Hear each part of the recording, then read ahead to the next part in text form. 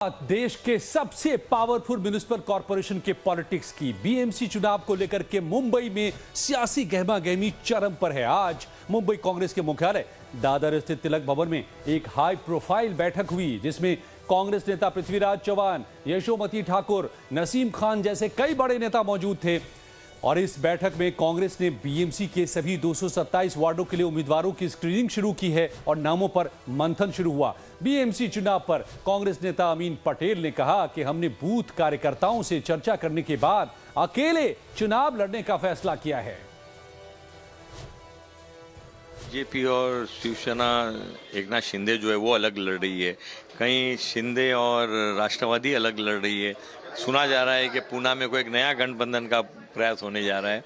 ये local election है, यहाँ पे कार्यकर्ताओं के इच्छाओं का ध्यान रखा जाता है। मुंबई के अंदर अगर हमने ये निर्णय लिया है तो हमने हमारे बूथ के कार्यकर्ता से बात की है और कार्यकर्ताओं को ताकत देने का काम, मुंबई में कांग्रेस को बढ़ाने का काम, इसलिए हमने निर्णय लिया था कि हम अलग लड़ेंगे। तो दूसरी तरफ उद्धव राज ठाकरे के गठबंधन को लेकर के शहर में पोस्टर वॉर शुरू हो गया है। दो तरफा उत्तर भारतीय इसके केंद्र में हैं। उद्धव और राज ठाकरे के एक साथ आने को लेकर के आज कई जगह पर तंज भी किया गया और उत्तर भारतीयों की सुरक्षा का मुद्दा उठाया गया। इसको लेकर के पोस्टर वॉर भी छिड़ा। इसके बारे में हम बात करेंगे, लेकिन बात सबसे पहले कांग्रेस की कि आखिर कांग्रेस के दफ्तर में सन्नाटा क्यों दिख रहा है। चुनाव डिक्लेयर 15 तारीख को हुए, उसी समय इस चुनाव को लेकर हमारी मीटिंग चल रही थी। दूसरे दिन भी हमने सभी जिला अध्यक्ष और हमारे जो ऑब्जर्वर थे उनके साथ भी एक सभा यहाँ हमने आयोजित की थी और मुंबई में हमारे दल ने यहाँ पर खुद के बलबूते पे चुनाव को सामने जाने का फैसला किया। तो दरअसल बीएमसी चुनाव के लिए कांग्रेस की बैठक के बीच खबर आई कि मुंबई कांग्रेस गंभीर संगठनात्मक संकट से जूझ रही है। पार्टी को 227 सीटों में से करीब 30 पर उम्मीदवार नहीं मिल रहे हैं।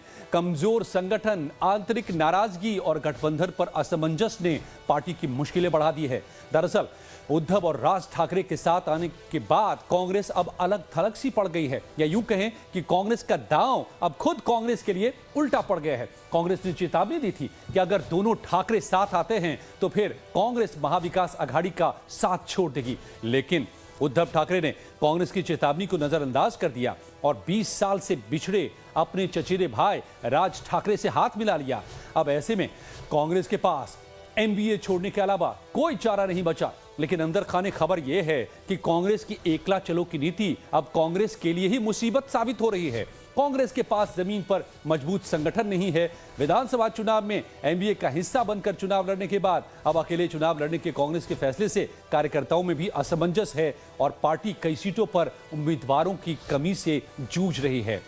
तो अब यह भी जान लीजिए कि कांग्रेस के एकला चलो की नीति के पीछे की चुनावी रणनीति क्या है। कांग्रेस अब मुस्लिम बहुल इलाकों पर फोकस कर रही है। कांग्रेस को उम्मीद है कि राज ठाकरे के साथ आने के बाद उद्धव ठाकरे से मुस्लिम वोट छिटक सकते हैं और वो कांग्रेस की झोली में आ जाएंगे। हालांकि दिलचस्प यह है कि उद्धव ठाकरे भी मामू के ही दाव से चुनाव जीतने का सपना संजो रहे हैं। उद्धव और राज ठाकरे की मुंबई के गढ़ को बचाने की स्ट्रैटेजी है मराठी और मुस्लिम वोट बैंक का गठजोड़। राज ठाकरे की मराठी मानुष वाली छवि और उद्धव ठाकरे का मुस्लिम वोट बैंक, यही है मामू यानी कि मराठी प्लस मुस्लिम की रणनीति। हालांकि ऐतिहासिक तौर पर शिवसेना घोर मुस्लिम विरोधी रही है, लेकिन बीजेपी से छिटकने के बाद और एमवीए का हिस्सा बनकर उद्धव ठाकरे की शिवसेना की आइडियोलॉजी भी 180 डिग्री पलट गई। सत्ता की आतुरता में शिवसेना की मुस्लिम विरोध नीति की जगह अब मुस्लिम परस्ती ने ली है। इन्हीं आरोपों के साथ एकनाथ शिंदे ने अलग शिवसेना बना ली और उद्धव से सीएम की कुर्सी के साथ ही पार्टी का सिंबल भी छीन लिया, जिसके बाद उद्धव के पास अगर कुछ बचा है तो शायद कुछ मुस्लिम सपोर्ट, जिसे बीएमसी चुनाव में उद्धव आजमाना चाहते हैं।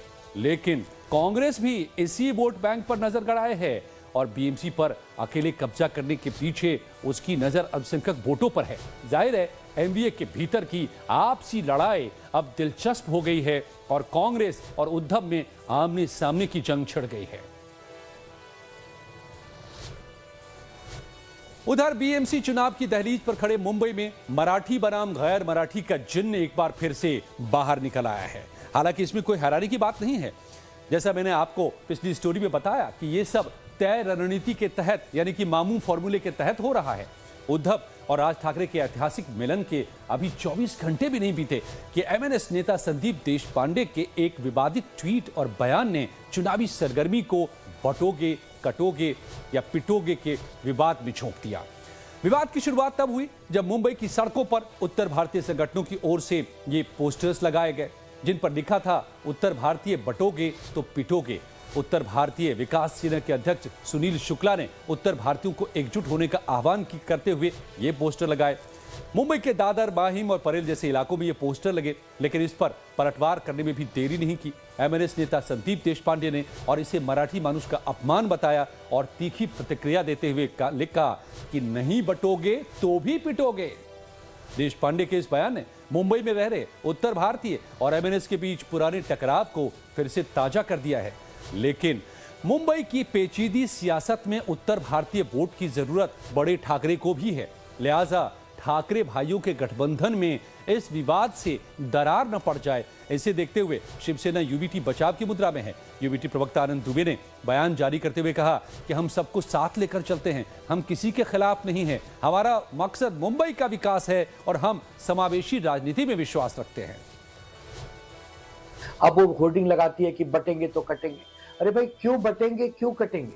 न हम बटेंगे न हम कटेंगे, आपके खिलाफ डटेंगे, तभी तो आपके अहंकार के पंख छटेंगे और मुंबई की जनता के पंख लगेंगे, तभी तो खुली हवा में मुंबईकर की जनता उड़ेंगे। ये इस प्रकार से जो घिनौनी राजनीति बीजेपी ने शुरू की है, होर्डिंग लगाकर, बैनर लगाकर, संदीप देशपांडे जो मनसे के नेता हैं, उनका सिर्फ यही कहना है कि मराठी का अपमान मत कीजिए। हमारे यहाँ नफरत की राजनीति की कोई जगह नहीं। ये भारतीय जनता पार्टी नहीं समझ रही है। तो आनंद दुबे जो बात कह रहे हैं और जो सफाई दे रहे हैं देशपांडे साहब के की पोस्टर जो आपके साथ है, यहां आप देख सकते हैं, क्या आपके गले के नीचे ये उतरने वाला तर्क लग रहा है क्या? क्योंकि संदीप देशपांडे तो साफ तौर पे कह रहे हैं कि बटोगे उत्तर भारतीयों, नहीं बटोगे तो भी पिटोगे। तो ये पीटने पिटाने का उनका इतिहास रहा है और यही वो चुनाव में चाह रहे हैं, मराठी मानुष के नाम पर राजनीति करने के लिए। लेकिन अंदर खाने ये भी खबर है और जैसा आपने सुना कि उद्धव सिन्हा इस बात से चिंतित है। संदीप देशपांडे के ऐसे बयानों से कहीं उत्तर भारतीय वोट बैंक पूरी तरह महायुति या कांग्रेस की तरफ में शिफ्ट हो जाए। लेकिन दूसरी तरफ महाराष्ट्र के मुख्यमंत्री देवेंद्र फडणवीस ने ठाकरे भाइयों के गठबंधन पर तंज किया। कहा कि बाला साहेब ठाकरे के बाद उद्धव और राज ठाकरे के पास अवसरवादिता और तुष्टीकरण की राजनीति के अलावा अब कोई विचारधारा नहीं बची है। देखिए, मुझे तो अब ये लगता है कि हिंदू हृदय सम्राट शिवसेना प्रमुख बाला साहब ठाकरे के बाद अब उद्धव जी के पास या राज जी के पास कोई विचार ही बचा नहीं। उनके पास कोई विचार नहीं। ये अवसरवादिता की राजनीति करते हैं। विचारों की राजनीति इन्होंने समाप्त कर दी, इन्होंने दफना दी। विचारों की राजनीति को दफना कर अवसरवादिता की राजनीति करते हैं, इसलिए तुष्टीकरण कर रहे हैं। तो दूसरी तरफ महाराष्ट्र के उप मुख्यमंत्री एकनाथ शिंदे जाहिर है पूरी तरह से उद्धव ठाकरे पर हमलावर हैं। दोनों भाई साथ आए हैं। इससे अगर सबसे ज्यादा किसी को परेशानी हो सकती है तो वो है एकनाथ शिंदे और यही वजह है कि वो भी लगातार हमला बोल रहे हैं। उन्होंने कहा कि ठाकरे भाई मुंबई का विकास नहीं चाहते, वो तो सिर्फ सत्ता चाहते हैं। आम्ही लोकसभा महायुतीने जिंकलोय, विधानसभा महायुतीने जिंकलोय। झालेल्या नगर परिषदामध्ये महाविकास आघाडीच्या सगळ्या एकूण टोटल जागा आल्या नगराध्यक्षाच्या, त्यापेक्षा एकट्या शिवसेनेच्या आमच्या सगळ्यात जास्त जागा आल्या। तो एक के बाद दूसरे हमले के बाद शिवसेना उद्धव गुट ने भी पलटवार किया। सामने आए प्रवक्ता संजय राउत और बीजेपी शिंदे पर सीधे सीधे हमला बोलते हुए कहा कि महाराष्ट्र के लिए बीजेपी और शिंदे ने आखिर किया क्या है। तुम्ही आमची शिवसेना फोडलीत मराठी माणसाची, हे तुमचं महाराष्ट्राचं बाबतीत केलेलं कर्तव्य। मराठी माणसाची संघटना जी बाळासाहेब ठाकरेंनी निर्माण केली